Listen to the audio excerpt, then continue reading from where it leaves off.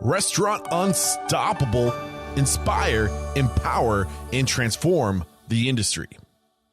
With excitement, allow me to introduce to you today's guest, founder of Femmes in Food, Kelly Valentine. Kelly, are you feeling unstoppable today? Yes, I actually am feeling unstoppable today. Thank you for asking. Just today, not usually? Not usually. If you'd asked me yesterday, the same time, I might not have had the same answer. But today I'm back. Today, I'm happy I have you on an unstoppable day, and I cannot wait to dive into what we're going to be talking about today. We're going to be discussing pop-ups, and you came on my radar by way of Dina Sampson. When we were out in California, I told her I was going to Iowa, and I was like, I need some ladies to make an example of. She said, you got to connect with Kelly. She knows all the ladies in Iowa. You helped me connect with Steph Sellers, who had amazing things to say about you in her interview that I was like, now I got to get Kelly on the show. And, here you are. When we connected and you said, I gave you the option to kind of pitch me what you would like to talk about. You said pop-ups, and we're going to go deep into pop-ups, who needs to be doing pop-ups, how to do a pop-up, and how to use a pop-up to test and grow and launch your brand. But before we dive into that, let's get that motivational, inspirational ball rolling with a success quote or mantra. What do you got for us? So I do have a little bit of both, so I'll make them fast. But my kind of life quote, not just for success, is be kind, for everyone you meet is fighting a battle you know nothing about. And then my mantra is I can do hard things. I think sometimes it's that's a good just reminder when things get really, really hard, to just remind myself that, yep, that's okay. They can be hard, but I can still do hard things. And you reminded me of Eric Shoemaker, who was one of our Iowa City interviews, 50 Hop. His episode hasn't gone live yet, but he said something very similar along the lines of, when you open a restaurant, if you have big, audacious goals and big dreams to scale a big concept, it's scary, but it's not as hard as you think. You can do hard things. It's kind of the root of that message he was trying to deliver. And honestly, I'm trying to do some hard things right now. I'm trying to scale a restaurant Unstoppable. So this is the kind of stuff I need to hear right now. So right. Yeah. So let's just get into it. Tell me a little bit more about who you are and how you got to become an expert in pop-ups. Sure. So I started kind of my culinary career as a waitress.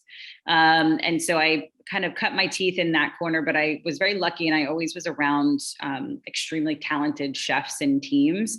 So I spent 5 years at Jose Andres' first restaurant in Los Angeles called The Bazaar, which was the first tapas restaurant in LA when it launched. And so just being around him and his genius and his team that he surrounds himself with really helped me realize that culinary and food could be more of a career direction for me. And that's relevant because I knew I didn't want to be a restaurant manager when I left there, because a lot of the restaurant managers I knew were pretty unhappy. And so not just because of just I think in general, restaurant managers, it's tough. That's a tough job. But for me, I knew I wanted to stick to culinary, but I didn't want to stay tied to an individual restaurant. So I started doing pop-ups. And so I worked for a company at the time that was a membership-based pop-up dining club that was called Dinner Lab. And they were from New Orleans. They launched in New Orleans, and it was communal dining with strangers at these ticketed events, a different chef in a different location every time. And so I launched their 5th market, which was in Los Angeles, which is where I was based at the time. So we did a pop-up dinner for 25 to, we would do pop-up dinners for 75 to 150 people every single week for 2.5 years. And then I did that in 12 other cities as well. So that's where I really cut my teeth on the rinse and repeat of the production side, the execution side, the marketing side, the hospitality side of entertaining our members. So I got really, really good at that, the operational piece and execution of things. And when were you doing this? The pop-up, was it called Dinner Lab? You called it? Yeah, it's called Dinner Lab. It's the name of the company. Yeah. When was this taking place? This would have been, oh my goodness, probably 2013 to 2015, 16, wow. Somewhere in there. And paint a picture of what these pop-ups were like. Were they? Sure. Where were you doing these pop-ups? Would you have one location, or would you? No, that was what was kind of the unique selling proposition, was that we would go to like kind of an empty warehouse, and we would build out a kitchen bring in tables, cover them, and do a 5 to 7 coursed out meal. So it was Dinner Labs that was the brand, and they were and different chefs with each brand. Chefs. So like, how do you go about setting? Because this isn't your traditional pop up, is it? No, I think pop up is really kind of there's different sides of pop ups, right? Is there's there a traditional pop up yet? Is it still? There isn't. It's ever evolving. I think there's like a seated dinner pop up, and then there's also like a casual, more fast casual pop up of like someone that has like breakfast taco concept, and they pop up at a, coffee shop. So there's kind of 2 levels. I think it's more like fine dining or more casual. Yeah. But this one was more fine dining ish. I mean, you can only do so much fine dining when you're in a warehouse, on a kitchen that's been built. So when I think of pop up, I don't know, maybe the listeners, or I think there might be different visions of what a pop up is. Sure. I think of going to a restaurant during off hours, maybe on a Monday when they're closed, and using that physical space to put your passion or to show off what you're trying to do at any moment. I think that's the most probably common idea of what a pop-up is. Then we also have somebody like Steph Sellers who was doing pop-ups with their cookies. But explain what that kind of pop-up. So I think there's both. So there's definitely been a huge trend for chefs to collaborate with their chef friends who have restaurants, like you said, that are closed on a Monday night or off hours they have. And then they kind of like rent it out or loan it out to do a pop-up with a different chef, right? Or a collaboration with another chef. Yeah. So that's like one avenue. Then there's like these pop-up dinners that are completely like outstanding in the field, right? Where they're bringing a table into farmland and bringing in a chef who curates a whole dining experience for that. Then there is like the breakfast taco pop-up or breakfast burrito pop-up that, shows up at a coffee shop, a couple of days a week. Then there's also like for Cookies and Dreams, which you're talking about, is we would partner with like a bar and do like cookies and cocktails. So we would go with our cookies, they would have cocktails, we would design our cookies to match their cocktails, and it would be a whole experience in that way. Yeah, but I think even if you have a product like cookies, like Steph Sellers and Cookies and Dreams has, like she can go cook those cookies in her commissary or wherever she's cooking, have all the that done, and then bring the product to, say, a hair salon or a barbershop or any of these retail stores. Like that's another version of a pop-up, is collaborating with popular brands that aren't food and beverage and just pitching your bandwagon. So there's a million. I guess that what I'm trying to point out is like, don't put yourself into a box. Don't put yourself in, like, it's literally whatever you want to be. Yeah. You agree with that? Absolutely. And I think that's what's exciting about pop-ups. Like there's, when you think about who can do a pop-up, it's really anyone. It's just really like, what's your motivation to do it? Are you trying to reach more people? Are you trying to build your brand? Are you trying to just collaborate and have fun and do something that sounds fun? So back to your story in Dinner Lab pop-ups, what was your motivation? So we had members that we were, that were paying to be a yearly membership to come to these type of dining experiences. And so my personal motivation was obviously to make them happy, but also personally, there's no greater magic than sitting down a bunch of strangers at a table and feeding them the exact same meal. So when you're sitting across the table from someone that you don't know, but you're eating the exact same item, there's a natural connection that happens, right? You're going to see their face while they're trying the same dish that you just bit into. There's this kind of whole unspoken barriers that kind of just fall down because you get lost in the food and the experience. And so I was always just enthralled with how people started the dinner and how they left. They would always start a little bit, tense and like, what's happening, and a little uncomfortable, and then have a few drinks, you'd have some food. And by the end, like people were exchanging business cards and phone numbers and showing photos of their kids and their dogs and, making plans to have another dinner experience with that same group, so that's what got me on pop-up dining. When it comes to pop-ups, what is it that excites you about them? What is like why did you choose this topic that you thought because I think there's a lot of potential. And I think that people are very excited about the idea of pop-ups and sometimes forget about the kind of execution, operational, and like how to really make it sticky for people in terms of who you're trying to reach so that you can build, a more of a following. You can get more eyes on what you're doing.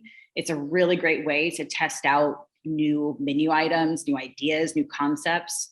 So I really think that, if you think about it, most people at the kind of the previous iteration of opening a restaurant was you have like hopefully a great chef and they just make a menu, they make a little concept, they open their doors, and you're not testing out that concept ahead of time. It's not a proven concept. You're kind of just, that's the risk. The reason I like pop-ups is one, you get this instant feedback when you are, let's say you're doing a dinner for 15 people of your new menu or concept that you're thinking about opening for a restaurant.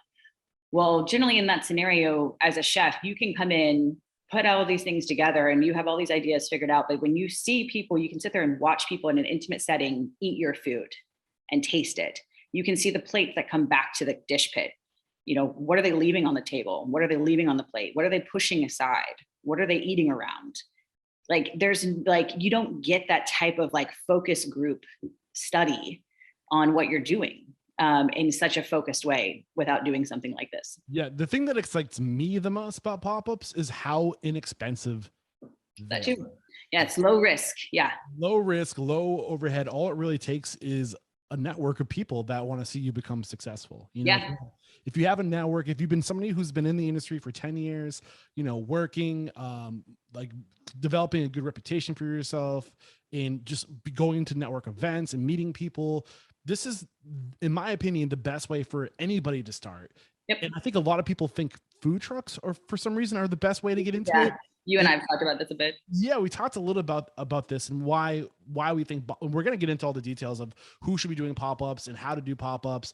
But really the thing that excites me about this is literally all you need is a friend to do a pop-up, somebody who has a space, who wants to see you be successful. Leverage your network and get out there and just start hitching your bit. And I think the other big thing too is if you can go to a restaurant that's popular and you can get somebody to back you, not necessarily fun, like not financially, but like just to let you use the space. You're gonna get access to all the people that follow this person too, right? So I think we're gonna get into this. I might be getting a little bit ahead of you, but we're gonna take a quick break. Excited.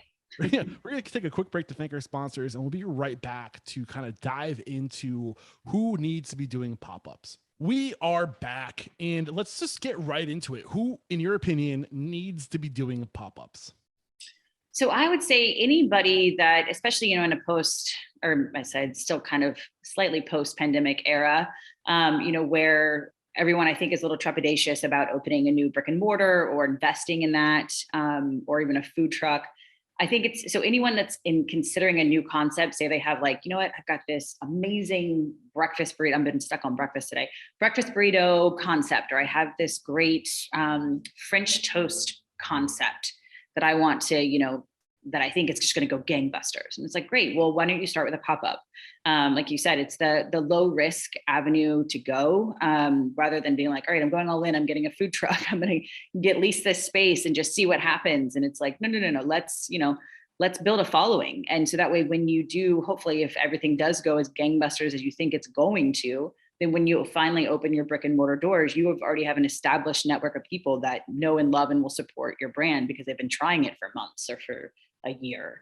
So I think that's someone. So anyone who's considering a food truck, anyone that's considering a brick and mortar, any chef that is wanting to test out a new, say they've always done, Spanish restaurants, and now they've been, going to Japan and they want to do this whole different concept.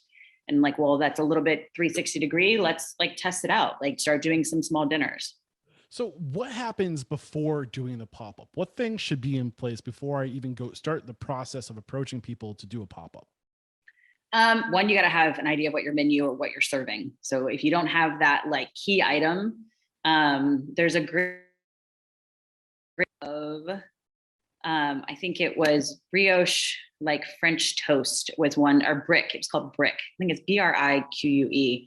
Was this concept that was launched in LA. And it's just this amazing, like super thick French toast. And that's really like all they serve. But the sauces that go on top of it are like locked in and loaded. They're amazing. It's like The Rock's private chef came up with this concept that she's been doing, and now it's gangbusters, right? So she had something very specific. And even though it was like one thing, she knew it was going to just kill and crush. And she That did one it. thing was toast. Yeah. Yeah. I've seen somebody else do this too with like the sourdough, like, like they're really thick. Yeah. But really, it's just a vehicle to move food. That is the vehicle of the toast, right? But yeah, I mean, I think a little bit. Sometimes it depends. Like you can build out from there, right? That's like their key thing. The toppings change, the sauces change, which they make all in house too. But it's just something really great to build upon. It's very clear and decisive what they're doing. So the first thing that you need to do is you need to have your shtick, or you need to know what you're going to be serving. Yep. Your idea or your menu, your concept, your ingredients, whatever it is like that you want to highlight, you need to have that locked in first. So when you say concept, are you saying like the name of your restaurant? Yep. Yeah. Okay. I mean, that's what I say. Or if like some people say like, I don't know what it is yet, and this is concept I'm working on. Right. So I've even had, I have a really good chef friend in LA who used to do pop-ups called On the Lamb. And they were just his way of like testing out kind of whatever wild ideas he had, but it still was branded. So it still had like, and all his meals had this really great, like Pacific Northwestern vibe to them. So it'd be like lots of fish, lots of smoked stuff. Like, so it still had its own brand in that. So I'd say like, yeah, you got to know what is like, what are you serving? What are you going to be selling to people in terms of food or an experience or anything in that realm? And then you have to brand it. So let's really paint the picture of what it means to be branded for people who are like, oh, is that just a logo? It is. I think a logo is a piece of your brand. For me, it's the name. I think the name really is what everything else comes from. So for instance, I always say like I used to, again, interview a lot of chefs to do pop-ups for the company I worked for after Dinner Lab. And so a lot of chefs would come and they're like, I don't want to pigeonhole myself and be in a box in terms of what I want, what kind of food I want to do. And I'm like, I totally get that, but you have to knock it out of the park in some respect first, and then you can kind of do whatever you want. Like if you even look at Jose Andres, it's one of the biggest chefs in the entire world. He started with tapas, but now he has a Greek restaurant. He has, other style of food that normally he wouldn't have been able to launch with, but he proved himself with tapas. And then people like, great, I'll follow you. Said topless the first time when you mentioned it. Like, oh, I didn't know. That'd be interesting. topless. But yeah, so I think it's like not being afraid to pick a direction and then brand it. So I would work with different chefs on, we had a husband and wife team that came in. He was Italian, she was Mexican, and they would do these kind of blends of Italian, Mexican meals that were delicious. But they couldn't figure out a name. And so because they were also business partners and life partners, I was like, well, how about you call it amiga amore? So it's friend and lover, and it ties both. Yeah. And it just nails it, right? That's their then factor. So things to start with, make sure you know what you're going to cook, make sure you have you're aware of what your brand is going to be. And that's name, that's colors, that's logos. Where does this stuff live? So I'm a really big fan. What's been amazing over the last couple of years, it's a lot easier to do graphic design for people that aren't graphic designers. I'm a really big fan of Canva, because you can go in there and make flyers for what you're doing. You can make Instagram templates. You can make a logo. They give you the template. All you do is like fill it in, put your name in. Even if you're like don't have an eye for design, like they get you started and they give you the framework, and then you kind of just round it off with your brand and colors. Yep. Yeah. So I think like that's a really great tool that people can easily use. And if you only have a logo and like that's like it, like that's still a really, really good start. So what about so we have the brand, we haven't even done the pop-up yet. We know what we're going to be cooking. We know what our logo is going to be. We know what our color is going to be. We know the name of the restaurant, or the concept at least, because it's not a restaurant yet. Once we have all this stuff, how far should we take it as far as where this stuff should live? Should we have a website at this point? Should we have a domain name? No, I actually don't think you should. Like, unless your concept is completely, I would say not at first, because I think I think sometimes you may get into it, a few pop-ups, and be like, actually I need to tweak some of this, or this isn't resonating with people. Like something's off. So I'm just a fan of like, once you get that right, you know, your brand's not going to change. The first thing I would do is just get an Instagram handle, because that's such a great way to just, it's something you can update. If you do change anything, you have it, and you can be like, you know, we were this, now we're this. Say you move into you launch another pop-up, or you launch another brick and mortar, you can still say, you know, you can still list all that. It's a home base for you that is not tied to that. So I would say that's your bare minimum, is to have that to promote what you're doing. And so people can find out when your next event is, where you're popping up, see your menu. Yeah. And I mean, when I have this conversation with people, what are your thoughts? I always like to put emphasis on building a list. So Yep. What are your thoughts on, should you start building a list from day one? I would say yes. And how I would do that, and this is how I've done it before, is, you know, it's also like pen to paper. I know it's really old school, but there's absolutely nothing wrong with, if you host a dinner, let's say a dinner, or you do a pop-up, and you're like, you have a little clipboard there, you have a sign up sheet. If you want to stay in the know about our next pop-up, give us your email. Yeah. And Like, just what I've seen people do when I go to pop-ups, they literally have a clipboard. They pass around the table with a pen and clipboard, and they just say name and phone number and email. And I mean, the thing is, you've got to start building an audience, a tribe. So once they try you, you have to keep that channel of communication open, so they know how. So when you do build a website, they know what the .com is, and they can subscribe. And I'm also a fan, in that same vein, of getting a business card. It's pretty simple these days. Again, once you get that logo, so that you have something you can direct people to, in terms of, even if it's just like an Instagram card, like, here's our Instagram handle, here's our email. One, that's just a way, like, if you're trying to do pop-ups and maybe someone wants to book you for a private event, you know, how are they going to get in touch with you? I think it also just makes people look polished and like serious about what they're doing. So I think it's also a good reason to do it that way. So once we have our brand established, we know what we're going to cook, we're prepared to start, you know, documenting contact information and things like that. What's the next step? I would say finding the where, right? So there's kind of like a who, what, where kind of happening here. And I think the where, right? Is this do you need a commissary kitchen to create something? Do you need just a coffee shop that can partner with you? And if you need to do this at someone's house in their backyard, and what do you need to do that? The where kind of designs a ton, right? That's going to be what everything else is based on. If you're going to need to do any rentals, if you're going to need to borrow, you know, chairs, if you're going to need to have a space that has chairs because you don't want to spend money on rentals. So there's a lot to kind of, you know, the better that you can find a space that has everything that you need, the better. So that you don't have to worry about those costs, especially to start. Yeah. So, what about approaching people? I mean, how do you go about approaching people? What's your advice? I mean, I always go to your network first. Somebody always knows somebody. And I'm a fan of, you know, it sounds so trite, but I'm a fan of just talking about what you're trying to do. And like, the more people that you tell, the more people just know that. And you never know who's going to be like, oh, actually, you know what? My buddy just opened a coffee shop and he's looking for people to come do pop-ups. I'll put you in contact with them.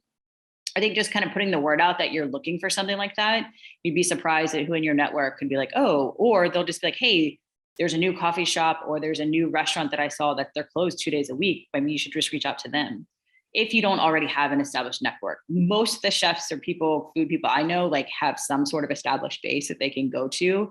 But if you're, like, say, new to a city, or you're, you know, kind of establishing, there's been a lot of post-pandemic moves and migrations, you know, reach out and just kind of walk into people and just say, hey, I'm interested in doing this. Got it. So I mean, I'm tempted to start getting anything else that we haven't touched on that happens before you actually do your pop-up. I would say pricing is another thing. It depends, again, like, are you doing a 5-course seated dinner? And what is the price per head that you want to charge people for that? Or are you doing, like I said, you're selling only 4 types of tacos? What is the pricing on each of those tacos to make it make sense? So I think, you definitely need to have that figured out as well. Are you trying to be profitable here? Is that a goal? I would say yes. I would say always. I mean, like we talked about, and I haven't read the book that you recommended yet, but Profit First. Like, yes, I would always try and build that in. Yeah. But I also say, like, you're going to have so many upfront costs initially, just from marketing materials or printing out stuff, like stuff that maybe that cost won't be there every time, but it'll be there the first time. So the first time you do a pop-up, if you make money, it's a miracle. So either you're charging really, high end stuff, and that's great. Or you're, just doing it yourself with no help in terms of, a sous chef or kind of any kitchen help. So I wouldn't be disheartened about not making money on your first 1 to 3 pop-ups, depending on what you're doing, because you're going to be figuring a lot out, but it's the best way to do it. Yep. I think that's a good spot to take our second break to thank our sponsors, and we'll be right back to kind of start unpackaging. Okay. So you have everything that we discussed lined up. Now you're headed out. You're going to do your first pop-up. What happens? All right, we're back. We covered a lot. So we haven't really gotten into the point where we're actually going to the restaurants. We're doing our first pop-up. Like, what has to happen? Like, what do we need to absolutely need, other than the obvious stuff? We talked about the brand. We talked about knowing what we're going to serve. What about legalities? Are there legal things that we need to consider? There definitely are. The good and the bad news is that it's very gray in terms of pop-ups. It always has been since the first day I ever did a pop-up till now. Each state and each county in each state is completely different. It depends too. If you're doing a pop-up in an established like coffee shop that's already like a branded like business with all their stuff, you're going to be selling kind of under them, and that's part of them bringing you in. So there's some. How does that work exactly? So like, if they have a business license, and it depends. If you're just serving food, it's almost like they are bringing you. And again, it totally depends on which state you're in, what county, because everyone's different. But it depends on if normally they're basically saying like, it's almost kind of like wholesale, where they would bring you in and say, okay, great, you're kind of like under our umbrella of doing things. There is you can easily get event insurance, which you can find online, which I would recommend if you're doing something outside of a website that does events insurance well. You know what, I think Event Helper is one that I've heard, eventhelper.com. You can get that for weddings, caterings, all kinds of events. It's very simple to use. And they are really great at leading you through the process. So if you're like, I've never gotten an insurance certificate before, like I don't even know what I need, they will really guide you through the process and tell you. They'll ask you, how many people are you planning for? Is it indoors or outdoors? Are you serving alcohol? So they really nail it down so that you know that you're covered. And sometimes that's anywhere from, I'd say $50 to $150, depending on the size of your event. Okay. Per event or? Per event, because it's based on the day that you're doing the event. Got it. So I had another question. You were talking about legalities. Yeah. So if you're coming in and you're working underneath the, I guess, legal confines, or you're using their permits or licensing of the restaurant you're going into to do your pop-up. What about when it comes to tax season? Is it going through that restaurant? Is that restaurant? No. What's the best way to set that up? The only thing is, unless there are some, I've seen some pop-ups where the restaurant sells the tickets to that event, even though it's like another chef that's coming in. So if the restaurant itself has like an Eventbrite and they're selling the tickets, then that's where taxes would come into play, and they would, divide that accordingly. But normally everything is going to be run through, let's say if you're doing your own, let's say seated 17-person dinner, and you sell tickets to it through Eventbrite or through whatever ticketing platform that you choose, that's going to all be attached to you. So the taxes are all going to come to you. That's all going to be under your umbrella of your brand. So however that collecting would go straight into you, and then you would be dispersing it to your sous chef, to whoever you need to pay out as well. So it just depends on your setup. So you should be a business entity by this point if you're collecting payment. You're naturally one under your name when you first start. If you like, basically it's just like a consultant as well. Like you are your name and you can do business under your name. Meaning your social security number. Yep. Mm-hmm. So you already have that up to a certain. I think it's $500. Say it again. I think it's in New Hampshire. I think it's $500. It depends on how much.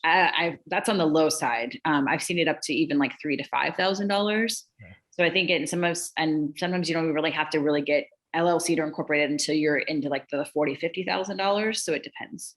Okay. I would say like, the first couple ones you're learning, and you're checking out your states to see what is the protocol for individually, like where you're at.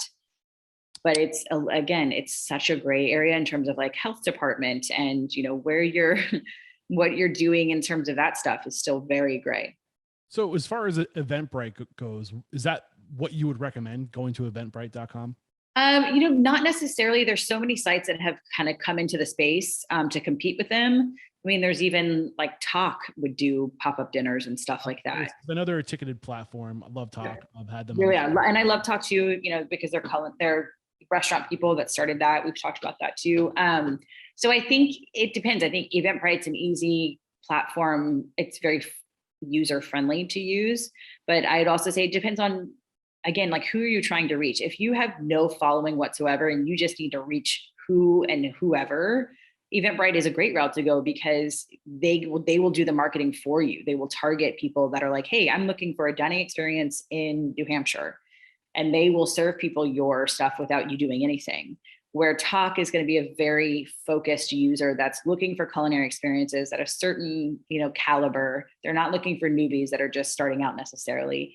But there is some of that. So I think it just depends on who you're trying to get to and how much of a following you already have. Got it. So back to the idea of the actual menu, right? When we're starting, you said you have to know what you're going to cook, but can you get into specifics about like what works best with pop-ups as far as how big the menu is? Yeah, I would say, again, this is where another mantra comes in, where I call it, keep it simple, silly instead of stupid. But yeah, it's like the KISS process of, especially when you're doing things with food for the first time.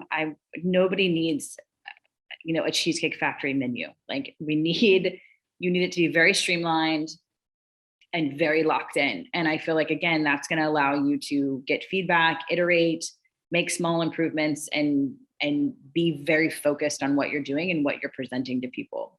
Yeah. So I think even that's a lesson that we're learning. It goes beyond pop-ups as far as how do you create a restaurant today that is profitable? You can't be everything to everybody. You can't. Nope. The restaurants that are profitable today do one thing really well.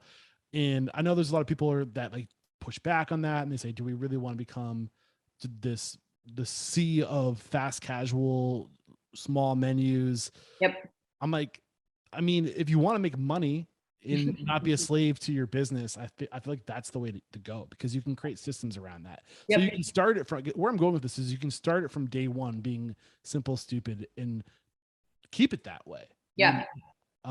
Create a brand. If you want to do something else, create a whole nother brand. Yeah. And then do keep that. That simple too. Yeah. Exactly. So what haven't we discussed as far as going into the first day? We talked about the menu, keeping it simple. We talked about how to collect payment. We talked about how to reach out to people. I think we haven't touched on marketing. I think is kind of like, how do you great. You're like, I have this great idea. I want to do a 5-course pop-up dinner in the field somewhere. I'm going to charge $75 for it. How do I tell people about it? Like, that's a really big thing. What's the best way to go about doing that? So I think one, if you have that Instagram, that's a great way to send people there, and just say, anyone you meet, like, hey, if you're interested in food, like I do this really cool pop-up, you can follow us here. You can find out about it. That way you can also link your ticket links to your Instagram bio. So it's an immediate kind of find a way to purchase tickets.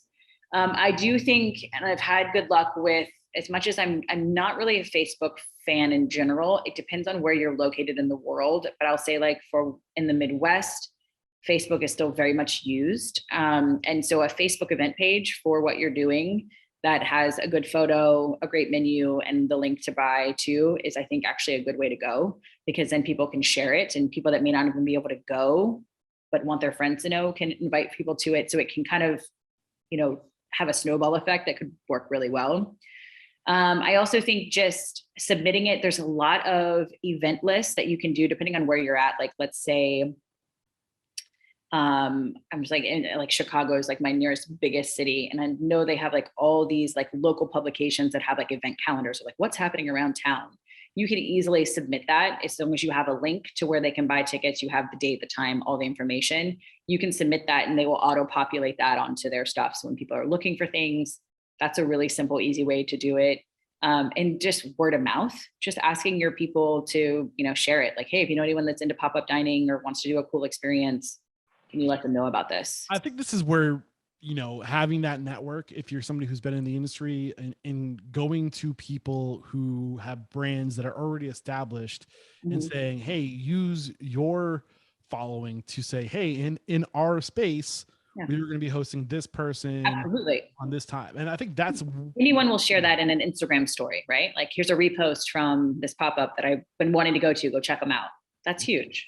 So I'm still holding off and telling you what my plan for a pop-up is. I'm going to save that. I'm so excited to hear this. Yeah, I'm excited to share it. It's going to be stolen as soon as it's that's all right. The more the merrier. So do we talk about, I think you might've mentioned it briefly, but the idea of being complementary to the who you're collaborating with? I don't think we touched on it as much. I think it's one of those things, like it can be very assumed, but yeah, I think picking collaborators that are complementary so that there's something that each person comes out with it. Like each person has a little bit of skin in the game. So like, again, if you are a breakfast concept and you have a breakfast sandwich, you have breakfast tacos, well, what goes great with those? Coffee, right? So it's like your food's going to bring people into their coffee shop because it's something different that they don't normally have. So it's a win for them. And then, you're getting in front of people that you wouldn't get in front of because they're going to get coffee. So it's like, that's why I love pop-ups. It can be such a targeted, like, surprise to go into your favorite coffee shop and then find out, like, oh my God, they're doing this really rad breakfast concept pop-up here. Like, oh, I'm starving. This is great. And like, that's your marketing right there. Yeah. What about volume of food on the first couple of pop-ups? Realistically, how many people do you think we should be? So that's where I think the operate lean kind of comes in. It's like, I'm a fan of like making good conservative projections. It's always hard. This is always hard for my chefs that I worked with, to be like, how much food should I bring to do something like this? It's easier if you have like something like cookies, right? So I've had cookies, or if you have breakfast tacos where, great, I'm going to make 500 tacos. I'm just going to bang those out.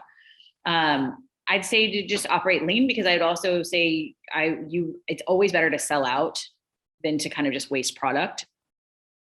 It also creates, I think, the illusion of demand, and like, wow, we did so well. Like, we sold out in 2 hours. Whoa, like wasn't expecting that. It's something you can share on your socials to where you're like, oh my God, like it went crazy today. We are completely sold out. I think that tells people like what you're doing is good and they want to get in on it. I like the idea of using ticketed events too, because you can pre-sell. So and then yeah, and then you collect payment and exactly how many people are coming, exactly what you need to order, so you can cook to order. In the sense of like they've already ordered.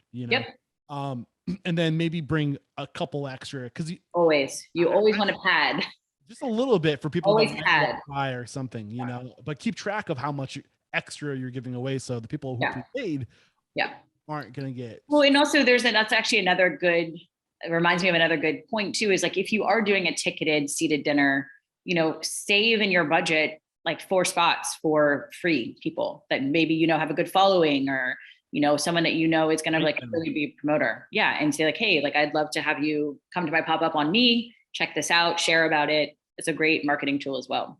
Got it. So we're talking about marketing, getting a social, setting up the Instagram, people can follow, update.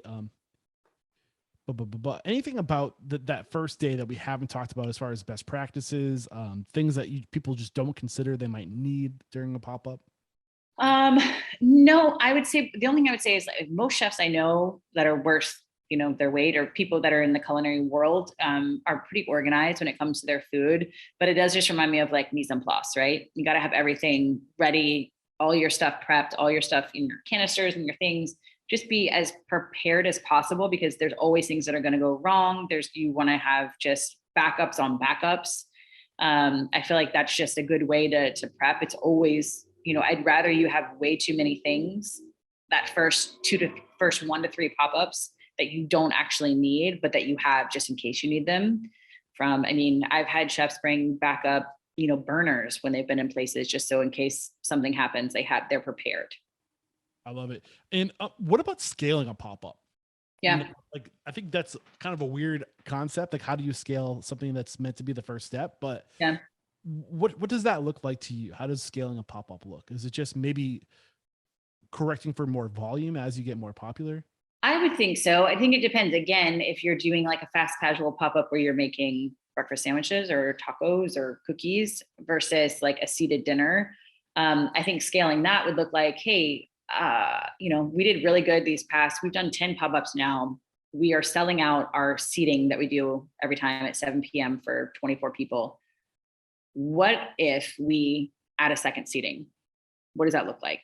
Yeah. That doubles our capacity. It doubles our costs. It doubles our sales. So that's an easy way to scale, is just add an additional seating or and also too, if you are, let's say you're going every Saturday to pop up at this coffee shop and it's going really well, you seem to be selling out, why not add Sunday as well? If the location will let you do it and it's going that well, it's working for them, it's working for you. How do we go even another day? How do we add a day and see what that does to everything?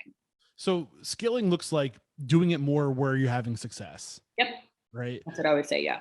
And when do you what are good numbers to let us know we're doing good? Like, what are some benchmarks we can reflect at?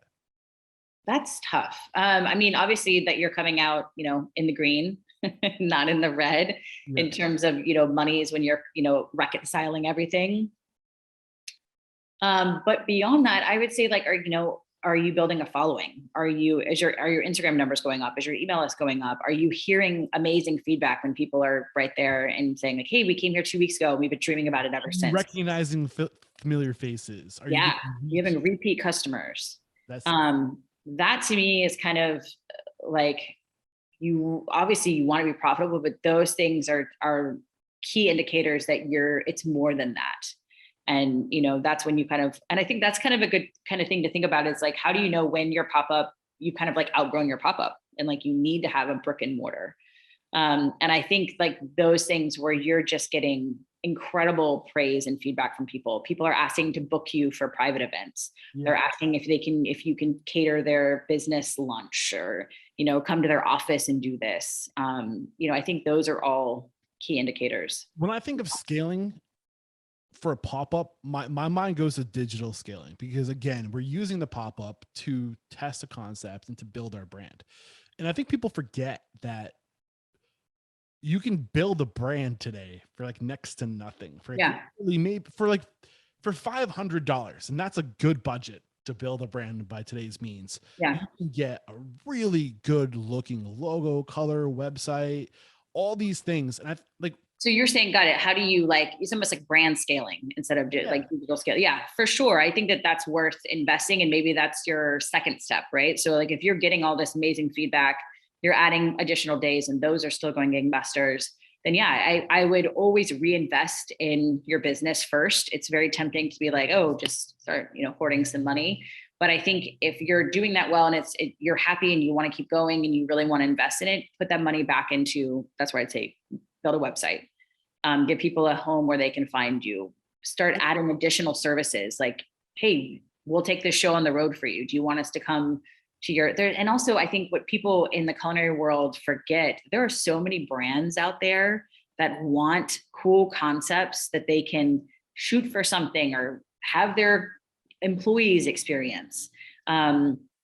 There's so much opportunity there to get bought out, to do something, to be a part of an event, to be a part of, there's a ton of opportunity that I think a lot of people don't naturally think about. So I'd say, if you have a brand that you want to work with, I have a lot of chefs, they've gone to work with like, let's say Headley and Bennett or Tillet Aprons, right? They've like built brand partnerships with them. That's another way to scale what you're doing. Yeah, I love that. What about when you are ready for a website, what do you think should be on that website for a pop-up? What are the most key elements? Like, what pages do you see at that website? I think you have to have, I'm always like, again, it's your business card. Your website is your business card and it tells people who you are and it has to do it in under like 30 seconds. So I'm a very big fan of coming in hot with visual content in terms of whether that's a video or a really strong, emotive, moody picture. Like you've got to grab people pretty quickly. And then beyond that, I think, again, it's keep it simple to start. And I think that if you have like I think a bio is really important. Why are you doing this pop-up? Who are you? And why should I? Who am I? What's your story? Yeah. What's your story? And people buy into story, and they will never stop buying into story, because that's how you connect with people. I think this is where you share your vision too, because just because you don't have your brick and mortar, this is where this show your work. Yeah. Where does all that live? You showing your work? Well, yes, on Instagram, but also on your website, where you're like saying, hey, Dominic'sBurritos.com. We're making these burritos, these breakfast burritos, and where our vision is to do this and to scale. And this is why we're doing it. Just pull the strings of heart, strings of hearts. Is that heartstrings? Pull on the strings of the hearts of the people who are eating your food. Share your story. Yeah. The menu there, maybe it's the point I'm trying to get to is keep it simple, stupid, to what you were saying before. Yeah. It doesn't have to be this beautiful, great website. But I think people get really attached and invested when you tell them your why. A great story that I have is one of the chefs that I had onboarded at Feastly to do pop-ups with us was a brand new chef, and she got into vegan cooking or plant-based cooking, and she was very adamant it's plant-based, because I think that's a good clarification to make, because her father got so ill that she started cooking for him to make him better. And she started a beautiful concept called Todo Verde, which is all green. It's a Mexican concept that's lady owned. And it was all started because of her passion to help her father heal from, being sick. And then it just spiraled into, that's now her whole brand. She now makes bottled sauces. She does, all this stuff. Yeah, I love it. Anything we have not discussed up to this point that you want to drop on us before I share what my idea for a pop-up would be? Before, I think the anticipation is just killing me. No, I would say just, I would encourage if people want to do it, just do it. Like, what's amazing is like, you don't have to, the rules have changed so much. You don't have to do a pop-up 7 days a week. That's what pop-ups are beautiful. If you're like, you know what, I want to do this pop-up, it's only going to be Thursday nights every week. You can do that in this world right now. And you can say, I'm only going to do it Thursday nights. I'm only going to do it at this spot. And that's it. And so you really get to call the shots in a way that maybe you can't anywhere else, in terms of having a brick and mortar or needing a full-time job or whatever it is. You can really create your own best life in terms of, having a culinary focus and also like having life balance. Yeah. And I think like you can build it whichever way you desire, which I think is the best way to swing into restaurant ownership, in my opinion, especially right now with reduced hours of all these restaurants. They have reduced hours. The places are closing at 8:00 p.m. Yeah. It's crazy. That late night crowd, like after they close at 8 p.m., go in and like you could have a restaurant from like 8 to 10 where it's just like one course, and then you go to 8 to midnight, or depending on like the town ordinance, I guess. Yeah. But the idea is just to get creative, collaborate, and work that network. So my idea for a pop-up, and everybody knows my thing. If I've mentioned it a few times, my dream concept is like a high quality calzone concept where we just do calzones better than anybody else. It'll probably be no more than 5 options on the menu. Yep.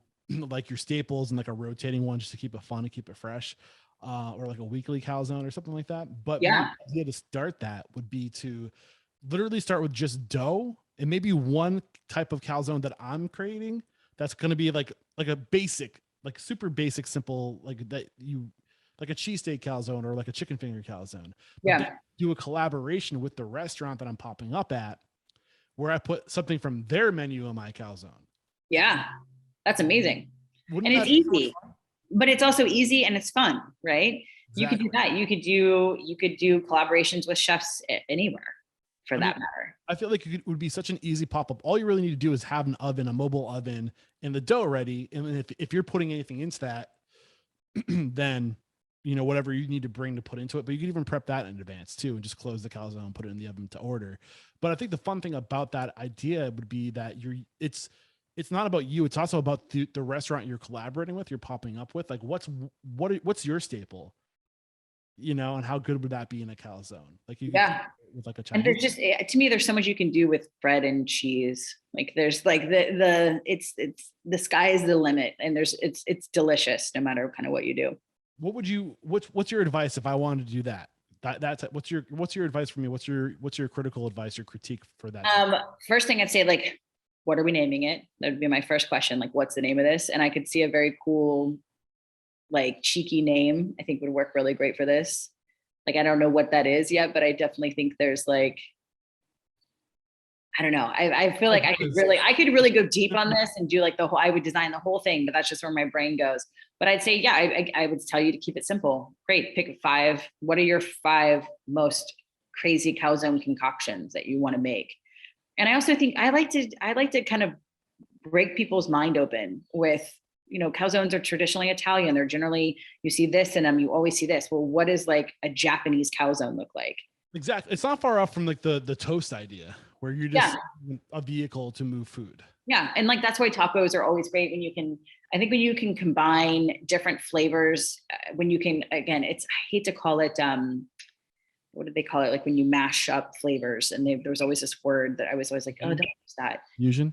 Yes. Hate the word fusion, but it's more of just like, it's like, how can you put a twist? And I think there's been so many chefs that have done, chefs are always tasting things, they're playing with acidic ingredients, and they're playing with this, they're playing that, and their brains, I feel like, just come up with these things of like, ooh, if you did this with this, and put it in a calzone, you'd just be like, like that's. I personally think it would be so much fun. There's I do too. a limit with that. So why aren't you doing it? Are you because a good bandwidth? Because I know that if my ADD, like it's taking all my effort I have just to stay focused on doing one thing really well, which is. But you know what you could do, and here's the fun idea: you could take it as a Restaurant Unstoppable on the road. You do a 1-day pop-up, and you finally. I thought about getting an RV and attaching like a pizza oven to the back of that thing and just driving across the country. Yeah, but just do it once. Just say, okay, I've had this dream. It doesn't have to be like, now this is my new thing. It's a 1-night thing. If anybody's listening to this and they're in the Northeast, or they're willing to move to the Northeast, and they want to start a pop-up concept with me, reach out, Eric@restaurantunstoppable.com. I bet someone's gonna reach out and be like, hey, let's do it. Let's do it at my restaurant. I make calzones. Let's do it. Yeah, I would love to make it happen. So this has been a lot of fun, Kelly. Thank you so much. If we are listening to this, we're thinking to ourselves, man, I need more information about pop-ups. I want to reach out to Kelly. I want to work with Kelly. What's the best way to connect with you? You can always reach out to me very quick and easy on at Femmes in Food on Instagram. You can DM me there. You can always find me there. Also at Kelly J Valentine on Instagram is my personal one. So either way, I have a lot of people reach out to me that find me through that. So I'm happy to have a conversation with anyone in that realm. And I did want to leave a few minutes to talk about what Femmes in Food is, Sure. to kind of spread the word about what you're doing there. So go ahead and tell us more about that.